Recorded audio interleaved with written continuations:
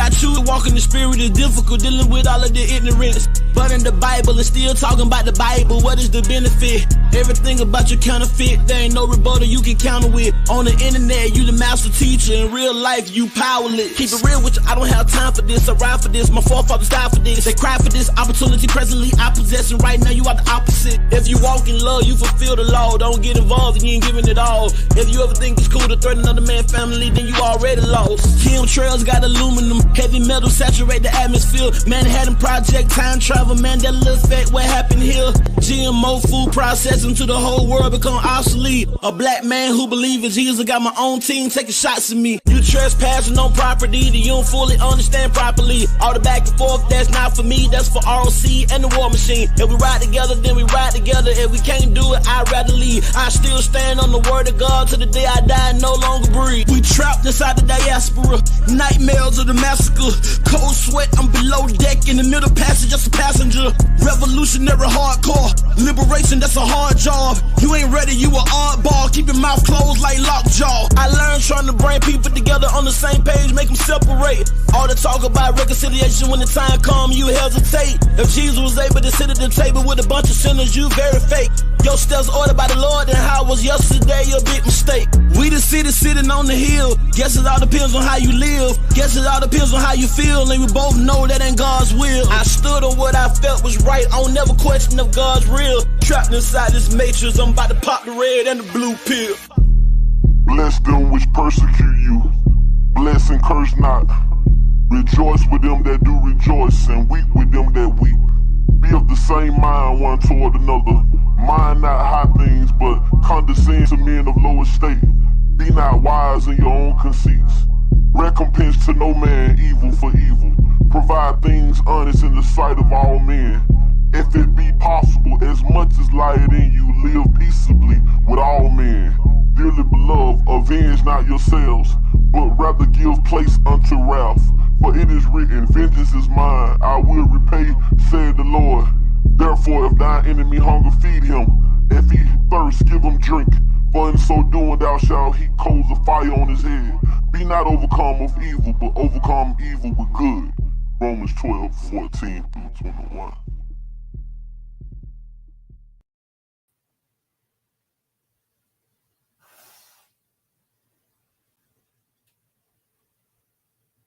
Peace.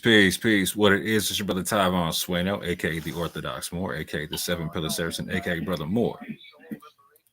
Hold on right quick. Got something playing in the background. Pause this up. So real quick, I was looking in my chat after my last live show went down, after I stopped streaming and whatnot, and I saw I had a bunch of stuff popping off in the comment section, of which I see Garfield in the chat asking for the link, asking the question, when did he ever say that the Wolof were Israelites and whatnot? And so, just to be clear, I've pinned the link at the top of the chat. I've shared the link. I've shared the link and tagged Garfield in it in a community post. Garfield, if you feel like I've misrepresented you in any way, shape, or form, please come through and clarify the thing. Because from what I understand, I went on your show, of which I recorded and put my part up on this channel here. And from what I understand, you took the show down, and I wasn't able to get the full part up. And from the part I wasn't able to get, you did say that the Banu Israel amongst the Wolof were in fact Jews.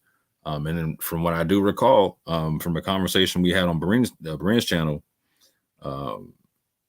you corroborated that part of the conversation as well. Like from what I understand, from what I understand on two separate videos, like I have like 85% of our conversation on what we talked about recorded, and for the 15% that's not recorded, you corroborated that 15% on Barin's channel. Now, if you did not say this, if I got you all wrong, if you did not say, because what I recall is your direct quote was, "I'll give it to you. They are Jews," right? Speaking about the Banu Israel amongst the Wolof. That's what I recall as being your direct quote. If that's not the case, all you got to do is put up the video and play it in its entirety, and let people see my section on that joint. So hold on, right quick. So I'm gonna do it like Brand right now. Fair use, family, fair use. You know what I'm saying?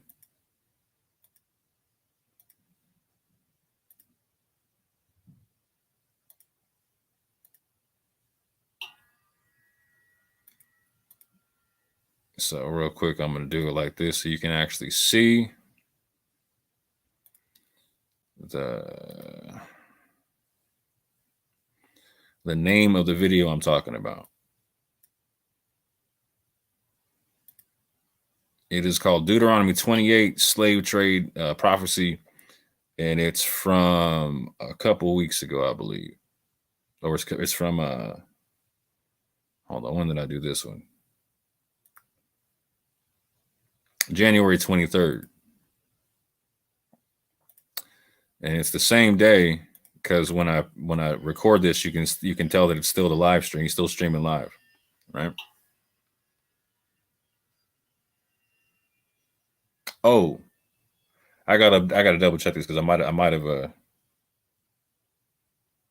might have recorded it on an unlisted joint.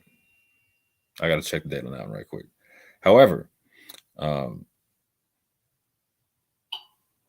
you see the title there, you know what I'm saying?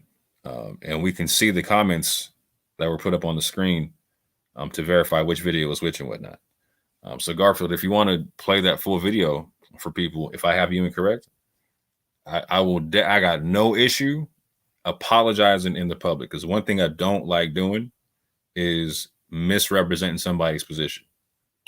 I typically go out of my way to ask questions so I understand people's position, so I don't misrepresent them. So if I did that, please let me know, and I will definitely make that right in the public.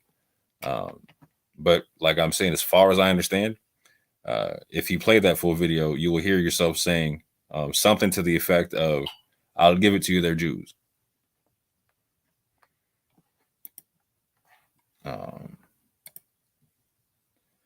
So I'm gonna let this video play and see if Garfield wants to show up to clear up the record or whatnot. I'm gonna mute my mic and replay this video a little bit. Y'all have fun with it, fam.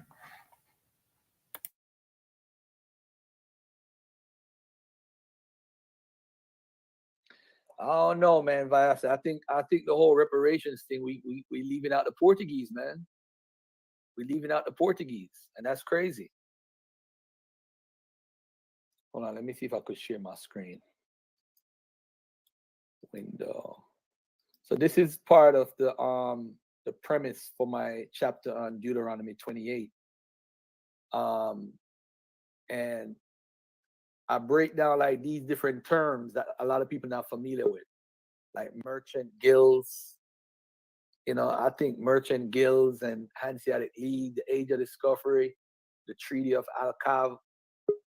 Alcacavos, Casa de India, the Crown of Castile, Casa de Contratación, the Council of the Indies, the Spanish Main, the Consolidado de Mercades, the United Society Partners in the Gospel, Royal African Company, Company of Merchant Adventurers of London, Polisonadel System, the Charter Companies, the Trading Post, Livery Company, Conquistador, Asiento de Negros.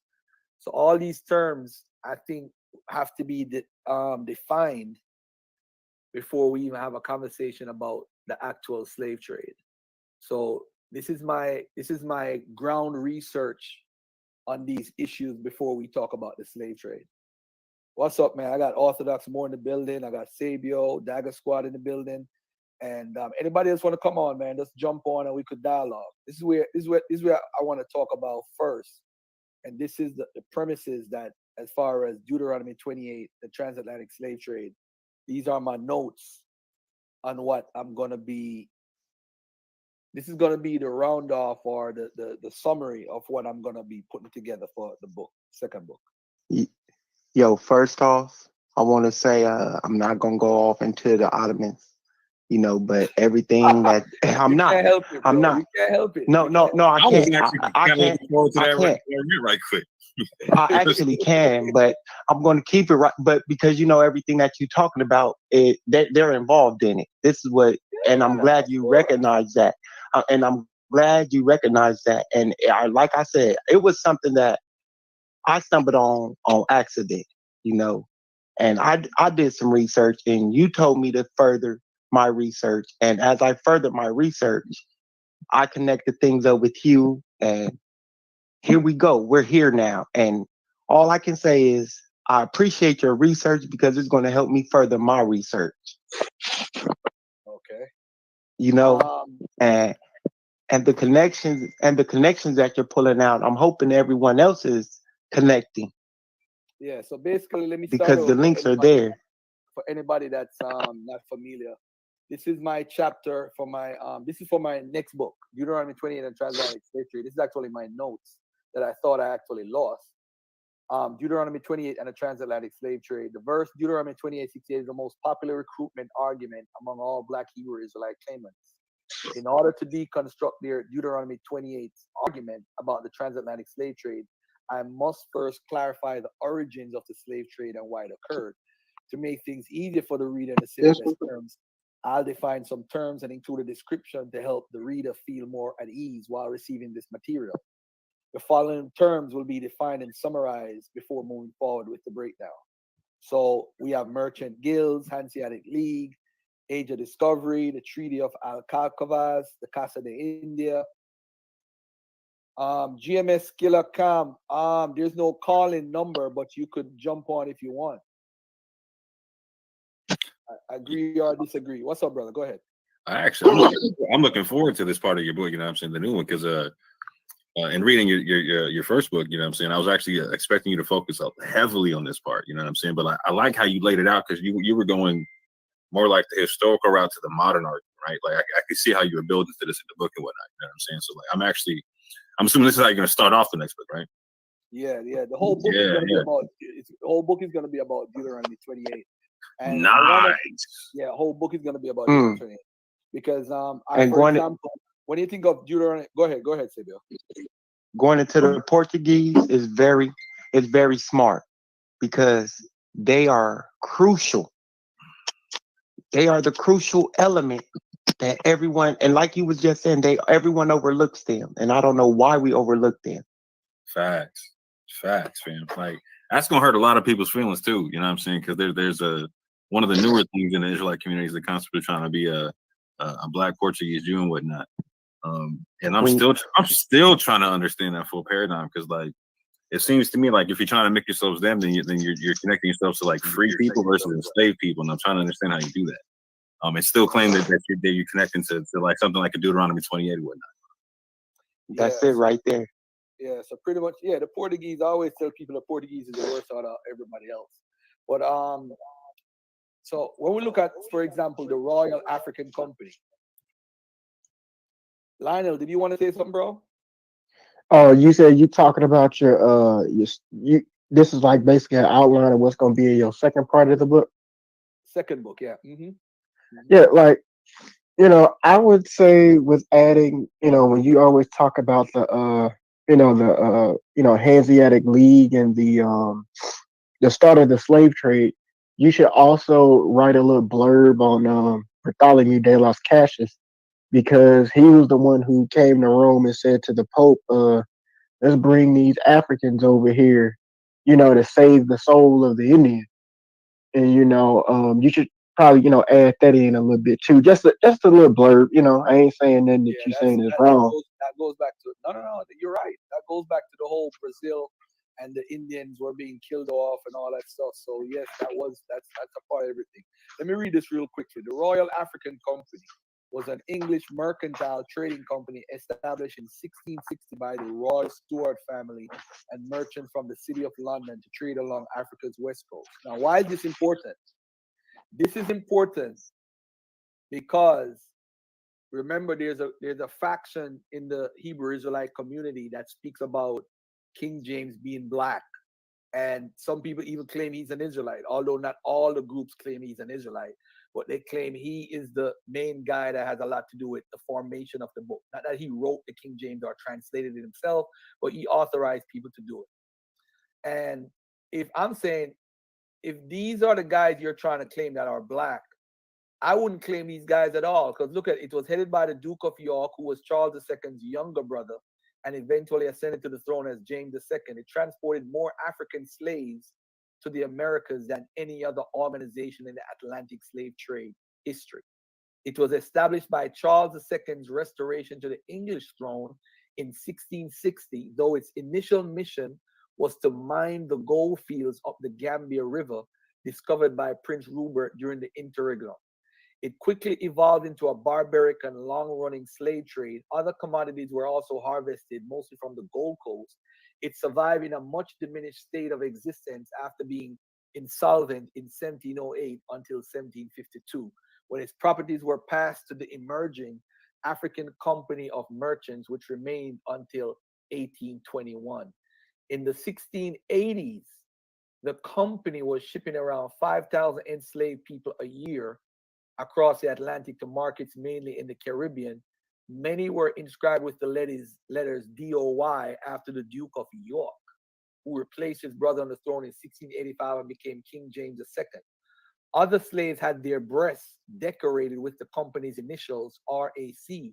According to historian William Pettigrew, this organization shipped more enslaved African women, men, and children to the Americas than any other single institution during the entire time of the transatlantic slave trade. And its owners were well informed of the company's operations and hoped to benefit from it. Between 1662 and 1731, the company shipped about 212,000 slaves, 44,000 of whom died en route, or around 3,000 every year. They were still transporting captives to English settlements in North America at the time. Wow. Oh man, Charles II. And we worried about if he black or white. Why are we worried about that for? Livery company, the polycyanal chartered company. Okay.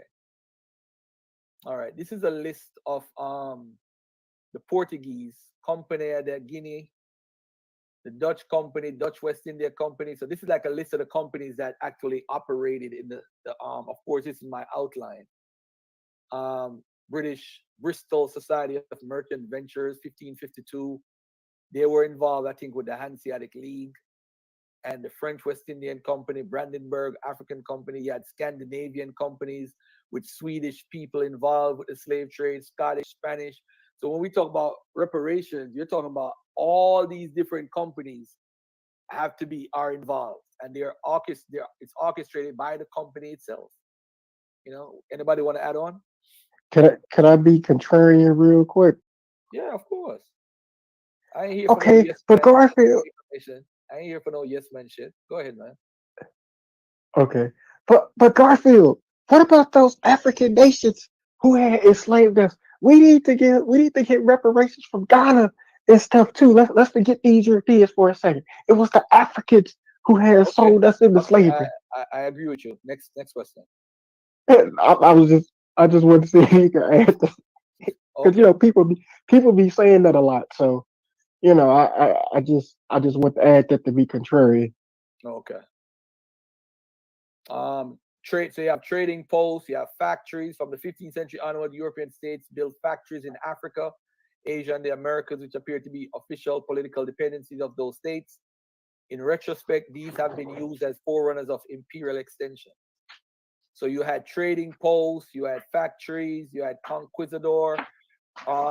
Any of the leaders in the Spanish conquest of America, especially of Mexico and Peru in the 16th century, conquistadors traveled outside Europe to capture territories and open trading channels in the Americas. All right. So what was going on before the transatlantic slave trade? Before anybody thought about trading Africans to the Americas, commerce was widespread in Europe and Asia. Throughout Europe, mercantile guilds flourished in Europe.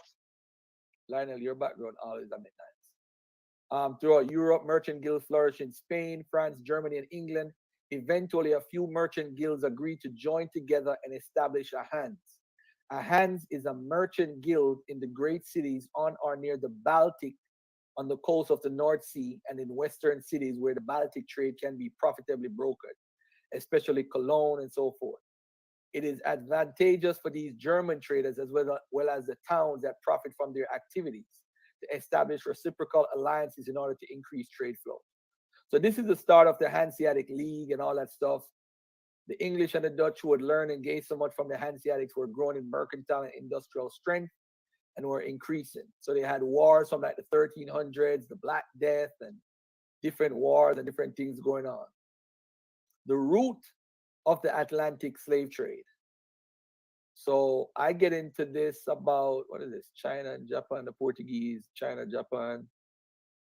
Let me see what else I talk about. The trade routes, Africa, Asia, and Europe are connected because of trade routes. The Silk Road.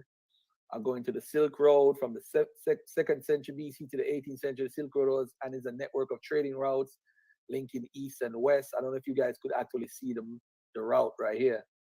We go all the way across. All right. Then we talk about the Trans-Saharan trade route.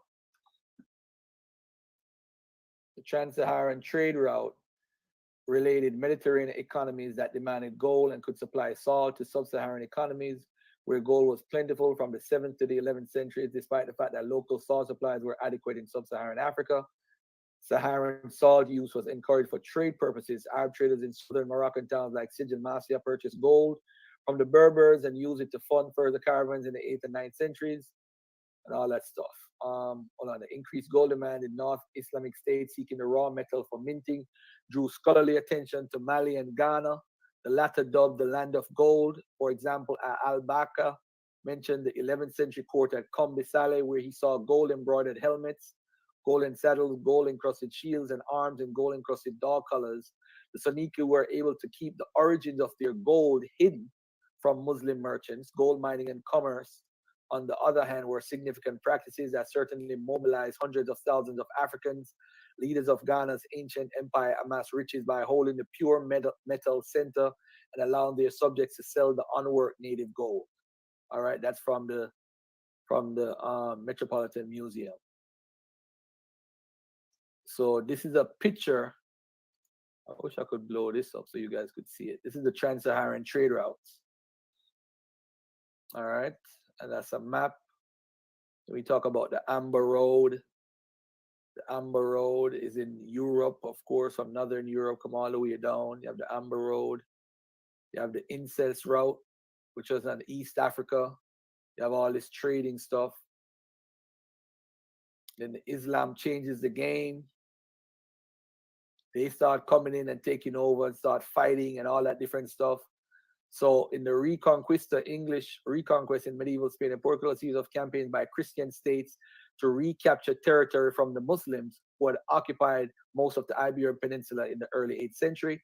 There were military orders, Spain and Portugal. From Portugal, you had the Knight Templars, the Order of Aviz, the Order of St. James, the Order of Christ. You always hear Robon talk about the Order of Christ.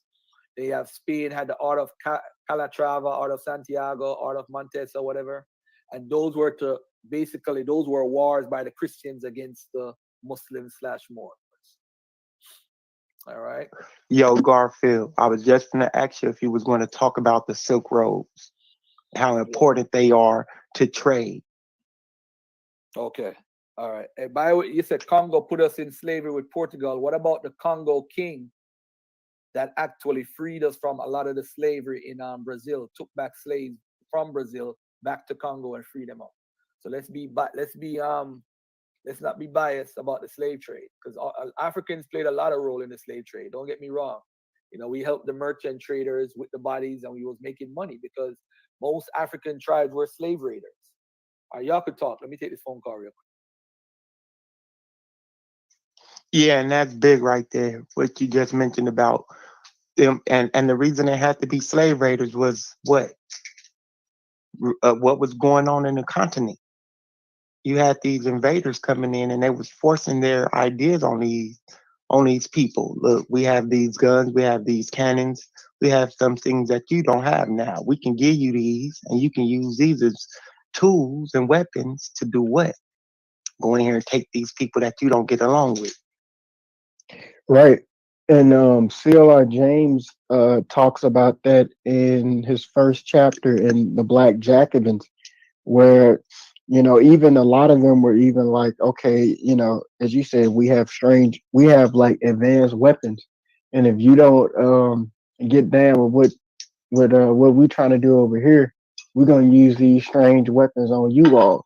So but like my whole thing on the slave trade is I believe in what Walter Rodney wrote in his work West Africa and the Atlantic Slave Trade. He says, yes, Africans played a significant part within the slave trade, but at the end of the day, the slave trade was organized and financed by Europeans, and the Africans um, had no way of really influencing Europe's capitalistic development at that time, Right.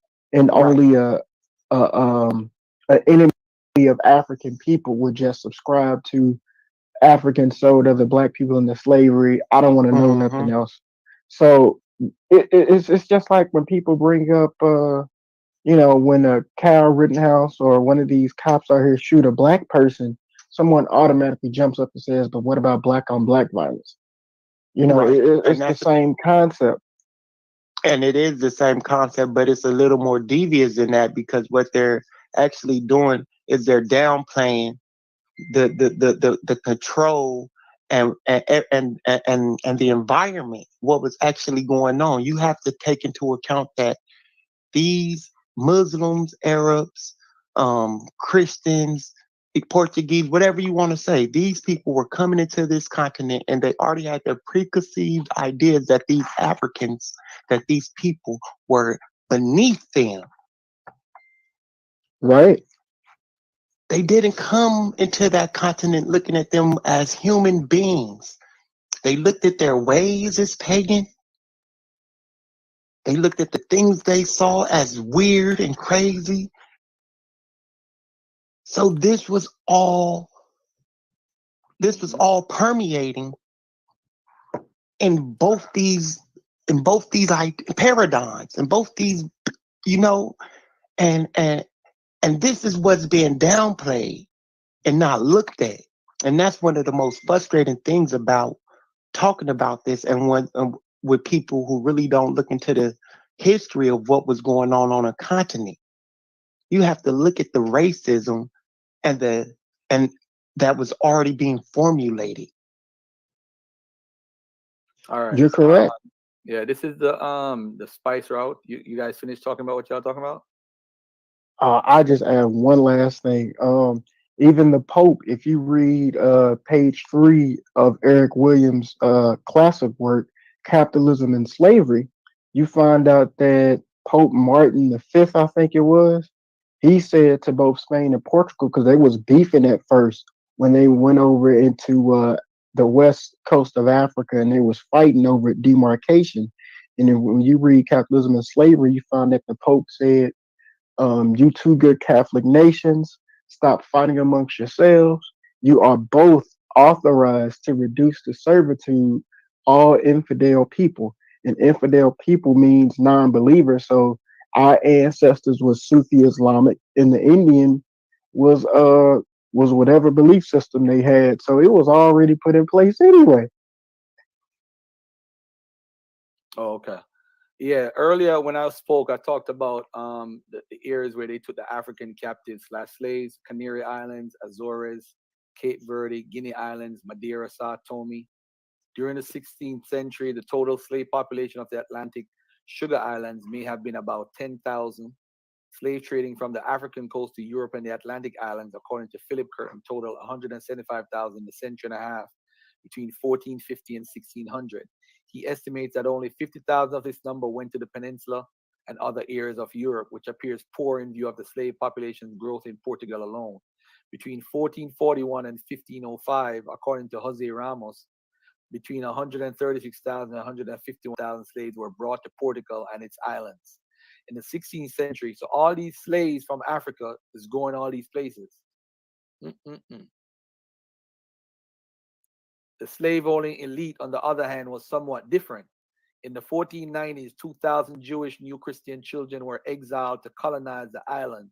Later, those forcibly settled Portuguese merchants, Tangamayos, an aristocrat woman from the Congo Kingdom, intermarried. The Afro-Jewish, Luso-Catholic planter class of Sao Tome was unable to maintain its dominance in the sugar supply for long. Sao Tome's well-watered volcanic soil was ideal for cane farming, and slaves could be bought easily.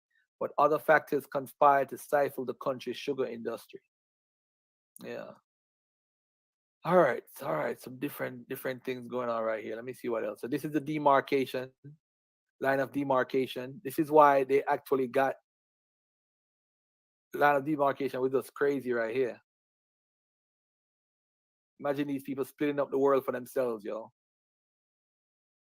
All right, let me see. What about Jeremiah and Deuteronomy 28:68? So we start looking at some different verses and comparing it if it fulfills the prophecy and all those type of thingies. We talk about the vassal treaty, Deuteronomy 28 and the vassal treaty, the connection with such and such. We look at Ashurnapal and look at what do we look at? We look at the Assyrians, how they actually transported Israelites as slaves, or transported them to Egypt during that time period when they were actually attacking Egypt.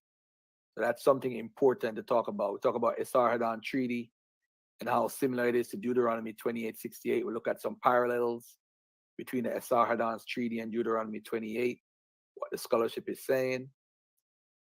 Different parallels and so forth with Deuteronomy 13 and the vassal treaty. The port of Egypt in the inscription of Sargon II, a reference to another Assyrian Karu on the western frontier, was found in the inscription of Sargon II following his repression of the revolt. It talks about different proof of trading and port control by the Assyrians, Egypt, Esarhaddon, and Ashurnapal. So it shows the different boats and different areas. Dor in Israel is a port city area that they would transport the when they took over. That's where they would go to load them onto ships in Dor. So I showed that on the map exactly where it would be. So this is a list of different place names in the Assyrian records of port cities and where they would load people and the people that they would load and which country. So see, Israel is Dor right here, and that's in Esarhaddon's records. Karu, referred to as Karu, the place. Israel, Dor. So that's where they would load them from. Let me see what else I want to touch on right here.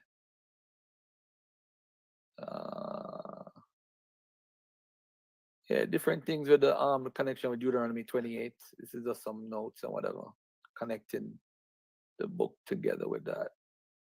Hey, Yeah, Garfield, I got a question for you. I'm trying to write a book myself, like a history book myself, right? And so one thing I want to ask you is, what is your way of outlining your book? Because I use note cards. So what's the strategy you use? Yeah, I have notes for everything, man. I've been collecting notes for the past 9 years. So all my notes, like if you look in my notes section, you see notes. I have over 600 different notes for different topics. So if you say Hebrew Israelites and they want to talk about, say they want to talk about Israel Hill, I got a category for Israel Hill, how to debunk that or whatever, like a whole category.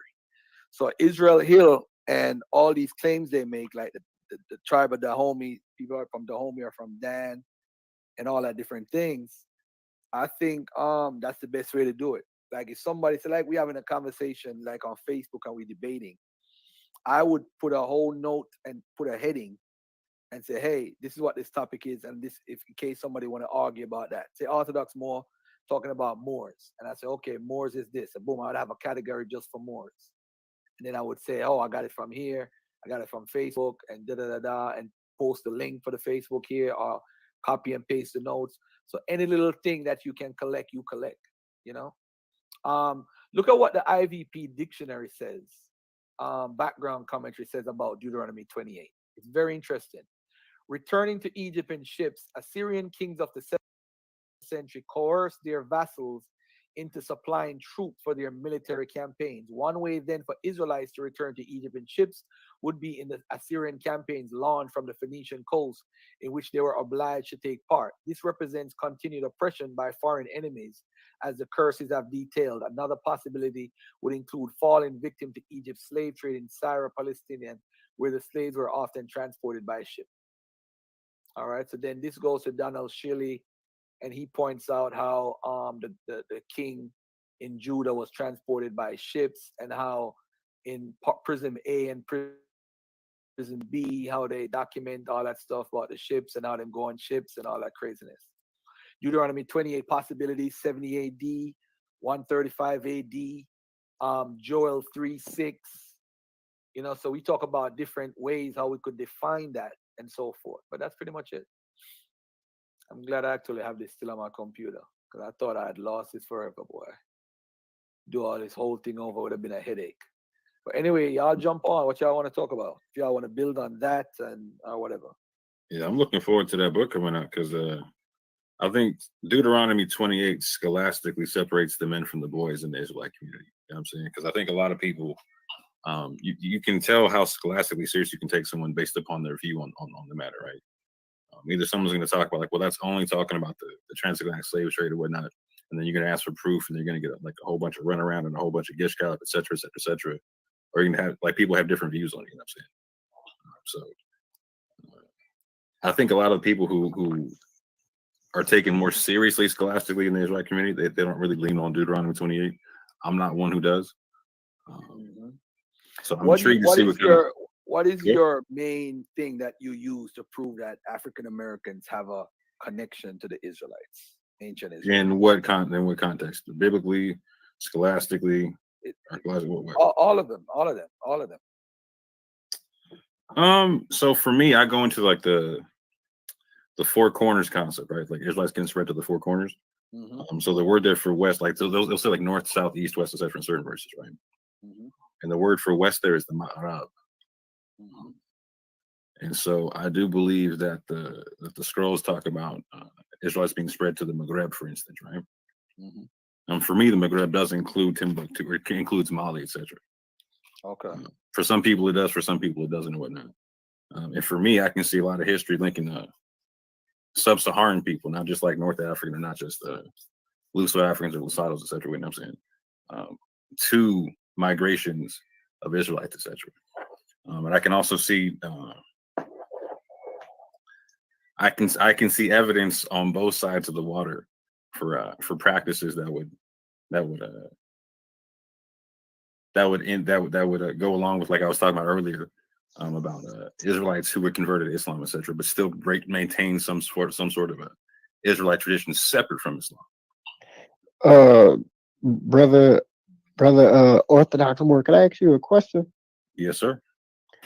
How can it be? How can it be possible that there were some, so-called Israelites that converted to, Islam and still kept a so-called Israelite tradition? When you read two primary source documents that come out of West Africa, one of them is called the Tariq el Sudan and the Tariq el Fatash.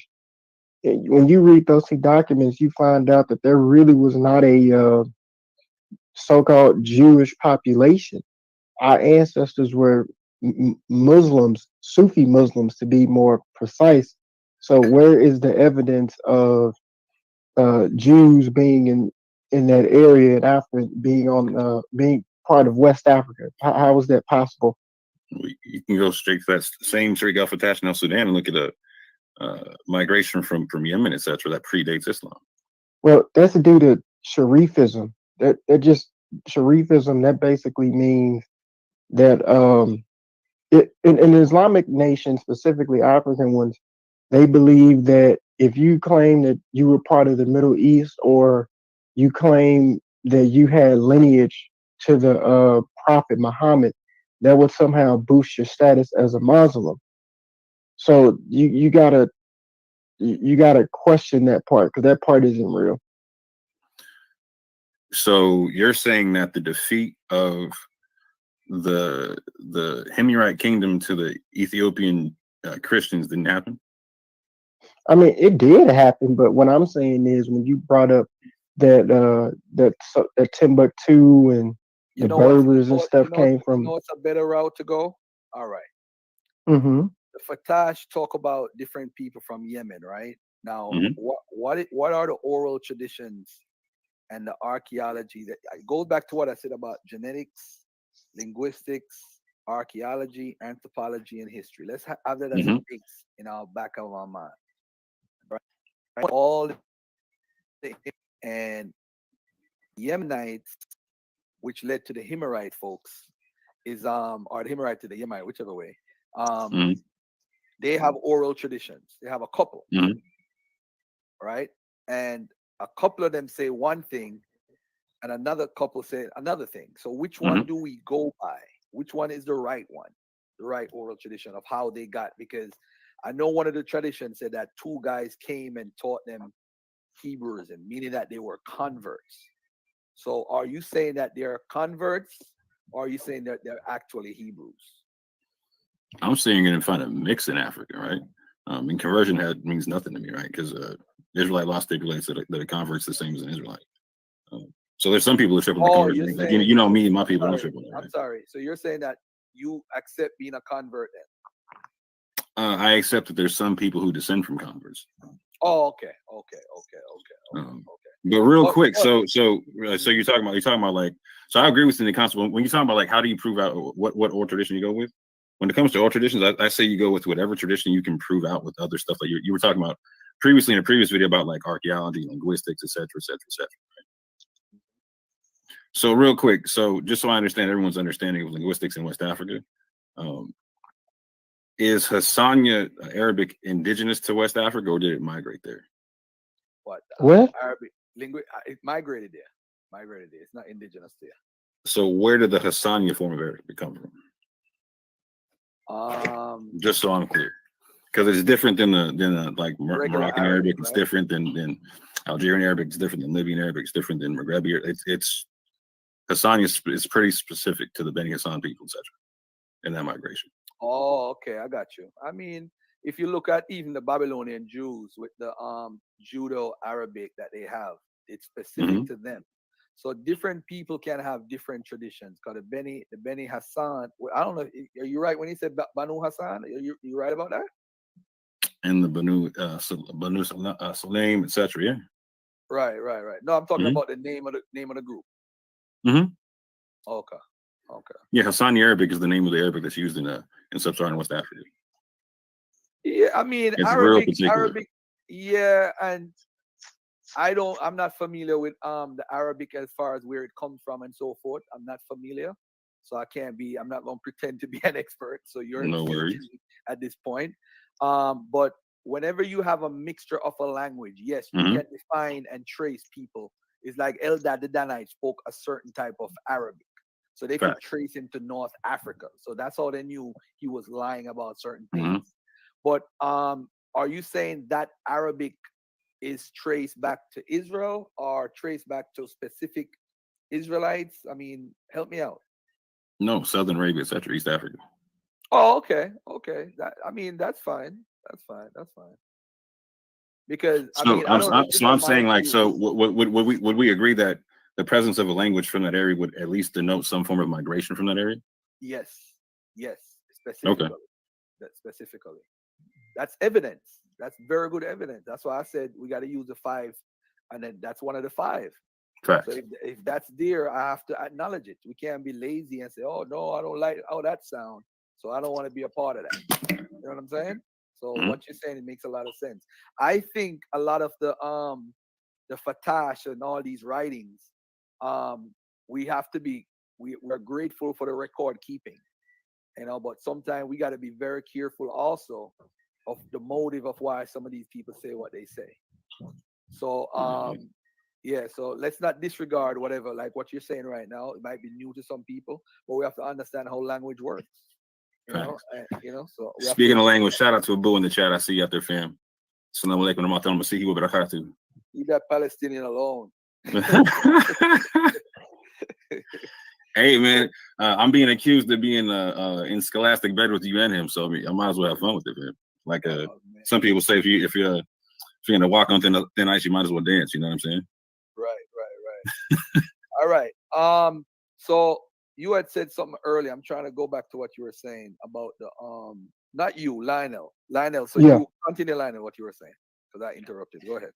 I basically said like I find it very implausible that there were some Jews in West Africa at the time, because out of the two primary source documents that we have Mhm. that historians use to reconstruct the history of West Africa, black Hold on, people in hold that on, hold on, area. hold on, hold on. Let Stop, me let me stop, let me stop, finish. stop, Let me stop, finish. stop, Let stop. me Hold on, finish. hold Let on, me hold on, finish. hold on, Let me hold on. finish. Let me finish. Hold on, Lionel, hold on. You let him rock out, Hold fam. on, hold on. No.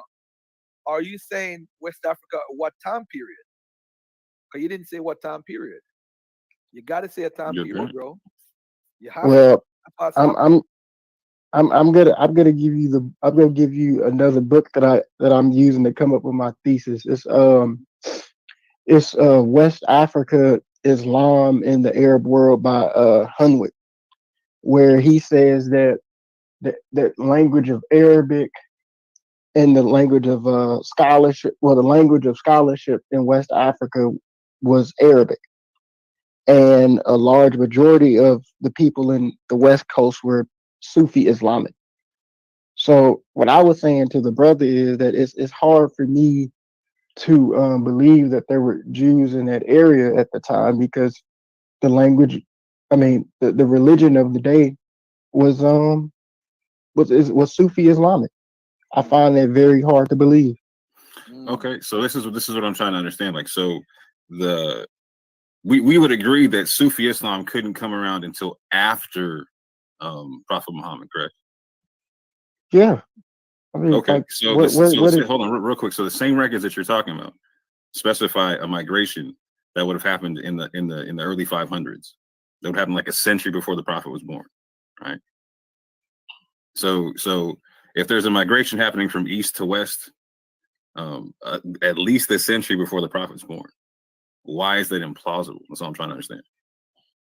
but you're saying, but what I'm saying Well, is hold on, you're hold on, hold trying. on. Orthodox more. What are you saying? What is implausible as far as Jews being in So West he's saying it's Africa? implausible that that Jews could be in West Africa at that time period. Like, so in Tariq El Fatash and El Sudan, when you're going to see stuff about a migration from potentially from Yemen, That's around due to Sharifism. circa- hold That's due to okay, Sharifism.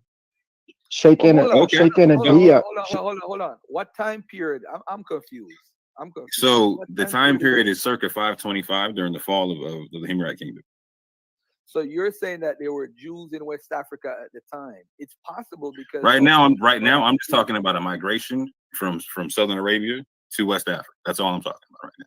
So he's Southern saying Arabia. he's saying it's implausible that Jews could be there at the time period. I'm saying what's implausible given the migration and the time of the migration. Right. I'm just trying to figure that part out. They're not meant that the Jewish population is not mentioned when you look at the chapters concerning religion. Okay, got you. What you So do find, here's what I'm asking real quick. what Like, you so do find, no. What you do find is that you find that West Africans, specifically our ancestors, were mixing the old ways with the new ways. We still practice ancestor worship, but we were still Islamic.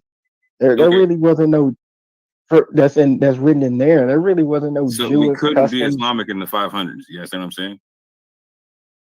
We were Islamic during the Middle Ages. Okay, I'm not disputing that. So are you disputing that the same records you're talking about also speak about a migration that come in the early 500s? Yes, it talks about that, but as I say Okay, again, that was due to real quick, Sharifism. That's due to here's all I'm trying to understand, bro. Why is it implausible that in the early 500s a population could have come over from Southern Arabia, East Africa, that could have had Jewish people in the population, being the fact that there was in fact a Jewish kingdom that was defeated by Ethiopian Christians at the time, and there was people who were leaving the area at the time. And again, this is a century prior to the birth of the Prophet of Islam, much less the rise of Islam. You're talking about Duas? Do you know what's yeah? Okay. they're not mentioned in the primary source documents that we have concerning West Africa. Who's not mentioned? Just so I understand. The the so-called Jewish So okay, population that you're trying to find, they're not mentioned. So in history, in the hold path on of real quick. So history, is that look. population from Southern Arabia did they come over? That's all I'm trying to understand. Oh my gosh, you have an obsession with Southern Arabia. Look, that's due to Sharifism. Like that's Oh, no. I think we So asking either the they wrong came over or question. they didn't. That's what I'm trying to understand, Yeah, bro. we're asking the wrong question. So at 525, who would document of this Jewish community? Who would have documented that? Because you're looking at several things right now. You're looking at Judaism as far as No. as Real quick. I'm not saying that there was a Jewish community documented at that juncture. I'm saying that there's an east-west migration happening, right? oh, okay, that's where you're at right now. Okay. Yeah, that's that, bro. That's all I'm trying to say. Did the east-west migration happen? That's all I'm trying to understand. You see the east. You see the so-called thing between the connection between Arabia and like places like Somalia and in Ethiopia. That's because a lot of those girls down there speak Ge'ez, and they speak a Afro Semitic language. Mhm. But you're not gonna see a so-called only Semitic language that you're gonna see in West Africa during the Middle Ages is Arabic. But you're gonna see that more within East Africa. There was a book that I recently just read the other day. It's called The Mad Mullah of Somaliland, where a lot of Prophet Muhammad's followers, when they needed shelter after they got kicked out of Arabia, they went into Somalia. And a lot of those Somalians are mixed between, the indigenous African population and the Arabians. But you're not going to necessarily see that with West Africa. You're going to see that more in the East. That's why a lot of them have oval foreheads, narrow features, etc. So I'm gonna ask this in a real short way, right? Did the migration from east to west happen to West Africa in that time frame? East Africa, West Africa. Yeah, were there East Africans that came to West Africa? Were there Southern Arabians that came to West Africa in the time period that the Tariq al-Fatash also didn't talk about? From what I've read so far, I haven't found it yet. So I mean, maybe if I read some more on it, I'll find it. But I just find that just implausible. What time period is the El Fatash and the El Sudan referring to? The Tariq El Fatash and the Tariq El Sudan, they come around during these chronicles come around during. I can't specifically find the. I don't specifically know the date, but they're in the Middle Ages. And these are the few works that historians, specifically Hunwick, has translated, and Makamud Qadi is. Are you denying what the Fatash and El Sudan says regarding the Jews and in Africa? Because you're saying that are you saying there's no Jews in West Africa at the time? I'm saying is that that's just most of the populations there were Islamic. That's what I'm trying to really push out there, that they were pretty much Islamic. But I mean, that's what I'm saying. You're not going to get any pushback on me that from the Middle Ages on. You know what I'm saying, like that Islam is like the main religion moving in West Africa, and Arabic is the lingua franca, right? No issue with that, right? What I'm trying to understand is why would it so if there is an east-west migration, at least a century before the rise of the Prophet and at least a century and a half before the rise of Islam, etc. Well, why would it be implausible? Because I'm talking about the concept of Jews or Israelites that would be converted to Islam. So if we're talking about like a set of records that's recorded in like the 12th, 11th, 13th century, etc., they're already well into being Muslim at the time, right? So when you're talking about this concept, like, oh yeah, they're trying to refer to themselves as being from the east and whatnot, just so they can make it better for being a Muslim and whatnot. You know what I'm saying? Fam, like there's people mentioned in the Tariq al-Fatash and al-Sudan, like the Banu Israel or whatnot, right? There's a modern group in Senegal right now amongst the Wolof, you know what I'm saying, that are called the Banu Israel, and they call it. They said that they connect to being Jews, but they don't want to practice Judaism. They want to be Muslims, and that being called the Banu Israel doesn't make their life any easier. You know what I'm saying? They don't do it to gain some kind of traction in Islam. It actually makes their life harder. So when I look at stuff like that, right, and I look at the East-West migration and whatnot, I'm trying to say, why would it be implausible that a migration that came before the rise of Islam, when being written about after Islam is well solidified, could negate the fact of the possibility that potential that early migration could have converted to Islam somewhere in watch between this. that time period. Watch this. Watch this. Now let me ask you a question. The people, the Wolof people, how much Wolof people exist in the world today? I couldn't tell you. I want to say somewhere in between less than. All right. So you're saying that some of the people within that community is claiming Banu Israel. Am I correct? Yes, sir. Are they the same as genetic wise? Are they the same as the people? As the people who are there? Are they different genetic wise? You're going to find a mix in genetics. All right. So are they? So The those same with like the Wolof, Fulani, the Mandinka, etc. right. So the Wolof people they're not genetically sounded as the same people like how the Igbo is or the Yoruba. Hold on, say that one more time. So they're not connected like how the Igbos are connected. All Igbos are connected, or all Yoruba. Are No. Like so, for instance, there's some Wolof that might have my haplogroup. I'm EM 132. Like I have a different E haplogroup than a lot of people in West Africa. Like the Fulani have it, the Dogon have it, the Wolof have it, some of the Mandinka have it, but not very many people else. You know what I'm saying? Mm-hmm. But you see, we have to be. You see, I don't think there's a problem with anybody claiming Israel, but I don't think they are officially ancient Israelites. And the reason why I say that is because the Majorcan, I call it Majorcan, of course. No worries. Majorcan. No worries. I say that when you look at the maps and look at everywhere where people were and the trade routes, because this is why Deuteronomy 28 and the Trans-Saharan trade route is important. Because then I get the opportunity to let people see that there's opportunities for people to move around, especially Jews who classify themselves and tell us who they are. This is why the Orthodox Jews who are the Ashkenazi and the Sephardics laugh, because they're like, oh, so you're saying that you came over as a Jew, as a slave, when some of them participated in the slave trade.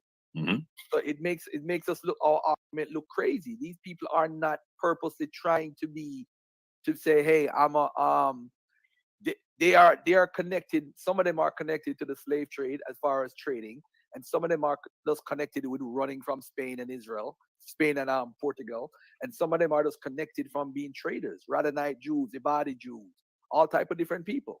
So those are some of the things that we have to look at. We got to look at that, bro. We have to. We have to look at that. So when we make a claim that the Wolof say it, I'm saying everybody in Africa has the right to claim something, because almost all the main trading areas, they were Jews. And they are always in control of the trades. So you're going to find that in the converts, you see, there's a book that I have called Jews Under Islam, man. It had a source in it and I can't find it. It talks about the black Jews who converted in Africa, reaching out to Babylon and saying, hey, how much money should we give for donation and all that stuff? And I'm saying to myself, obviously they were black Jews. And if they're black Jews, why are all of them connecting to Babylon? All of them connect to Babylon. So if they're connecting to Babylon, that's telling me that they're following rabbinical Judaism. So are you saying, Orthodox more, that these Jews, Bene Israel or whoever, Timbuktu Jews, Bambara, whoever, were all connected to so are we saying you're talking about rabbinical Judaism? Connected to Babylon or rabbinical Judaism? Yeah, it's connected to Babylon. Hold on, those are two separate things. Connected to Babylon or connected to rabbinical Judaism? Babylon is the home of rabbinical Judaism. It is. So no, hold on. So real quick, like, so you have people like the Limba, right, who say that their story is that they come from the expulsion, right, the expulsion from the Babylonian captivity, right? So we're like Ezra that kicked out the people who were whose mothers were not supposedly Israelites and their children, etc. Right? So their connection, like, so they don't rock with the Talmud, right? The people in West Africa don't rock with the Talmud. A lot of people in people in the West Africa today are basically, they don't follow New Testament and they try to follow Torah, but they're actually being taught rabbinical Judaism. I don't disagree with that. Okay. Yes, they are being taught. They're being taught rabbinical Judaism. That would imply that they were not doing it before, correct? That they're being taught. They weren't being taught. They weren't. You see, remember, some of these Jews in Africa before 1980, they weren't claiming that. Remember that. This is new. I don't disagree. This is new. So when they say they claim this and that, this is why I'm saying there's supposed to be stories. If you don't have a story that people say, I got a Jewish background, they're lying. So, I believe all the stories, bro. This is how you break it down. I believe all the traditions, because they were Jews that were trading. They were Luso Africans. They were people who were trading from Morocco and Fez and Sijamasya to Taoud. People from Taoud went to Morocco. to Timbuktu, and people were trading. You had Luanga Jews in Congo. Yeah, all these Jews are practicing trade. So of course you're gonna find Jews. I don't think that's not a problem. I'm just saying it's not us. Those people who were practicing trade were not on the slave ship. That's just the bottom line. They weren't involved. So if you're talking about the North African Jews and you're talking about like the Luso Africans, don't disagree, right? 100%, right? So let's say so for instance, I'm talking about those Wolof, talking about the Banu Israel, right? Like, so again, I have DNA that connects to the Wolof, right? That same DNA I can find in East Africa amongst the Fulani, and in Sudan amongst the Fulani and amongst the Hausa, right? For EM132, right? So my DNA in and of itself shows an east-west migration from Sudan to West Africa, right? So why is that invalid in the sense of a concept of no, there could be people from West Africa who were Wolof, Fulani, Mandinka, etc. You know what I'm saying? That obviously could be on slave ships because they definitely were on slave ships. Like, how did I get my DNA? All right. So now, if you have what is your primary Y DNA marker? EM132. All right. So now you have an E marker. That's weird. Living DNA does a good job of actually talking about different DNA markers and all that stuff, right? It's heaviest in Mali amongst the Dogon and amongst the Fulani.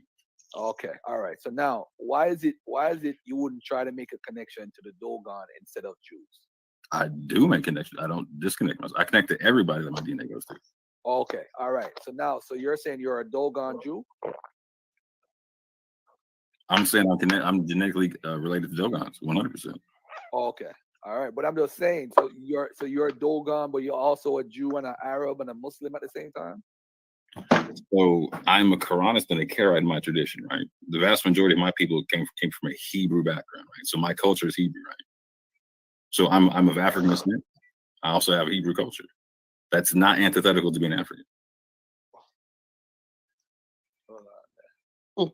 Gotta have this thing on right here. Yeah, I think our connections, and when we're looking at it, if we look at the story, like the Wolof story, let's look at the Wolof story for a second. When was the Wolof story started? When was the Wolof story started? Yeah, that's their oral tradition. People are saying that they're Hebrew. When was it started? That's their oral tradition. All right, but when did we start? They're saying it goes back 1,000 years.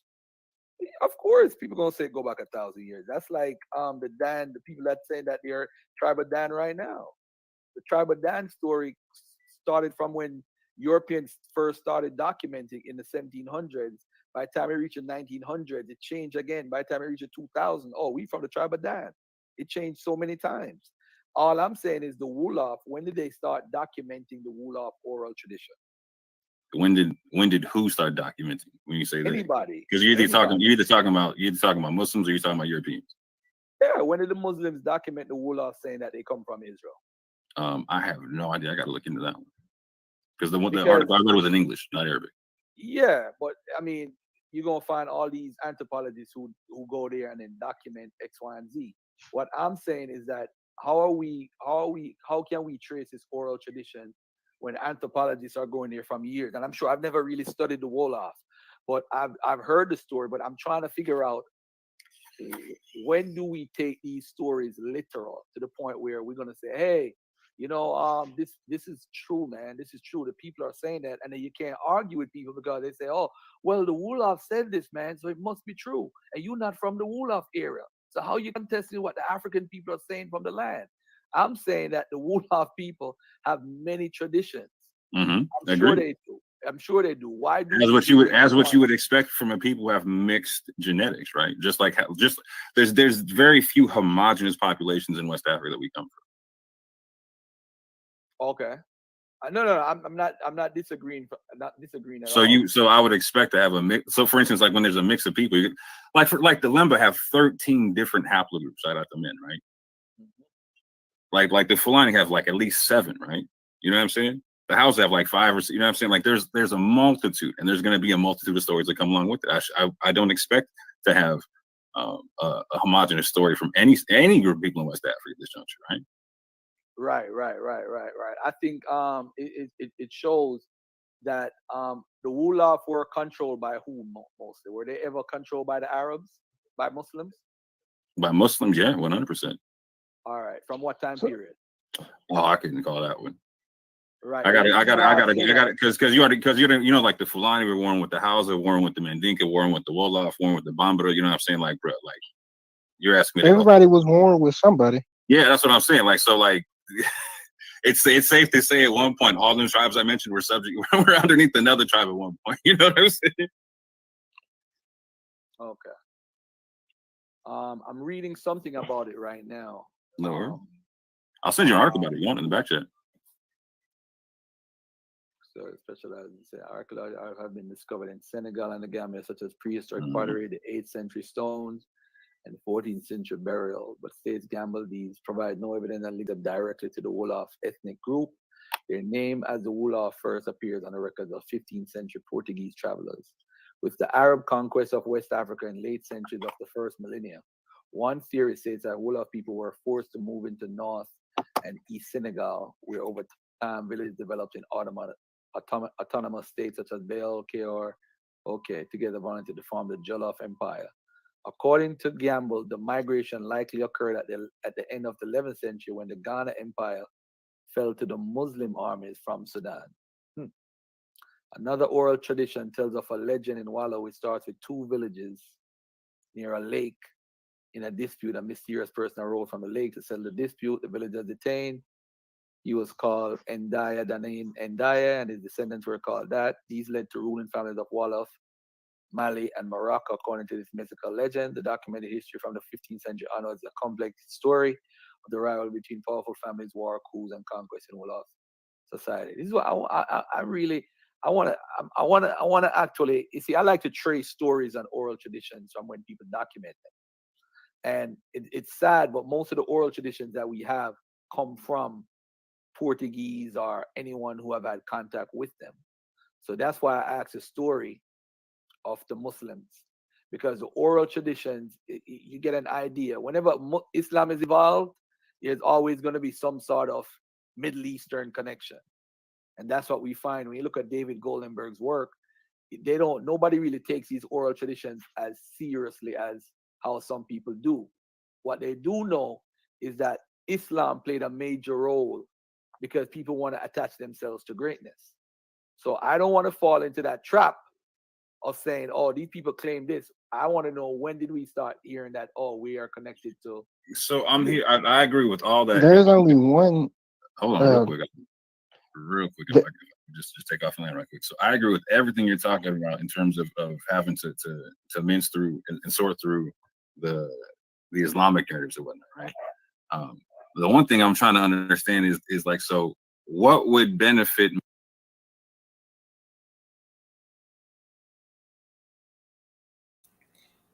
So y'all can see their family as the show, as I'm recording the show to get my clip off it. The show was taken down. And you can see it was getting to the point to where we're hitting it home on the Wolof and whatnot, and particularly the Banu Israel and whatnot.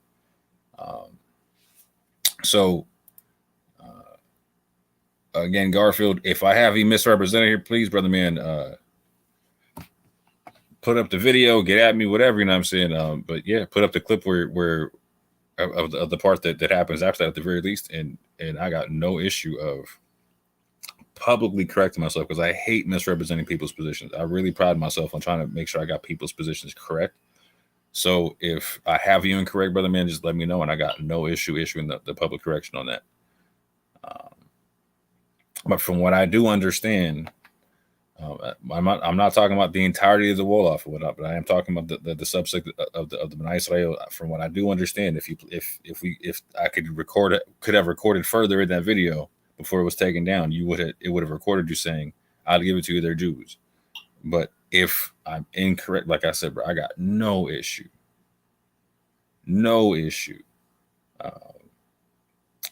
issuing a public apology and correcting the information on that. None whatsoever. But with that, I pray all is well with everybody in the chat, everybody listening within the sound of my voice. Hold on right quick, I'm reading the comment.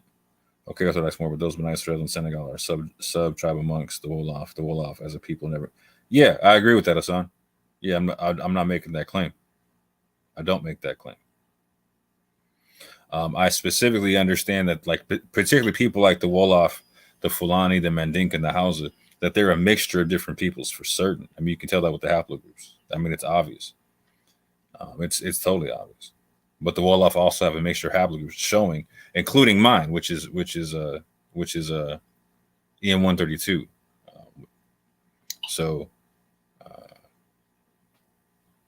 Which can be found amongst the Fulani, the Mandinka, the Hausa, and the Wolof, right? So there's definitely a mixture of different peoples amongst them. But yeah, I thought it was a really good discussion myself. I enjoyed the discussion. And I thought a lot of good information came out of it. So yeah, with that, family, I appreciate y'all for coming through. I was trying to give Garfield a chance to come through on the live link. Because like I said, when I got off my live, when I ended my live, I was able to see that he was in the chat asking for the link. And it seemed that I had misrepresented what he was saying. He was making that claim at the very least. And so, just to be clear, I am not saying that Garfield agreed that the entirety of the Wolof are Israelites. From what I recollect, he was specifically agreeing to the Banu Israel in that subgroup. But again, like I said, I'm always down to publicly correct myself if I'm incorrect. But with that, family, I appreciate y'all for coming through. And I say peace and love.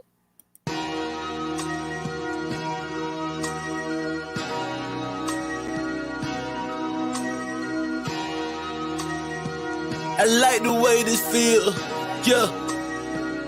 Let my soul cry, yeah.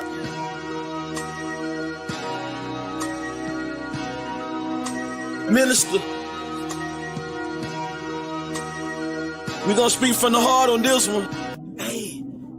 I'm performing lyrical funerals, no obituary. I killed your boy and brought him back to life, pet cemetery. My anointing not based on attendance at a seminary. Scarlet witches, they attracted to the visionary. Everywhere I go, I bring the word with me, missionary.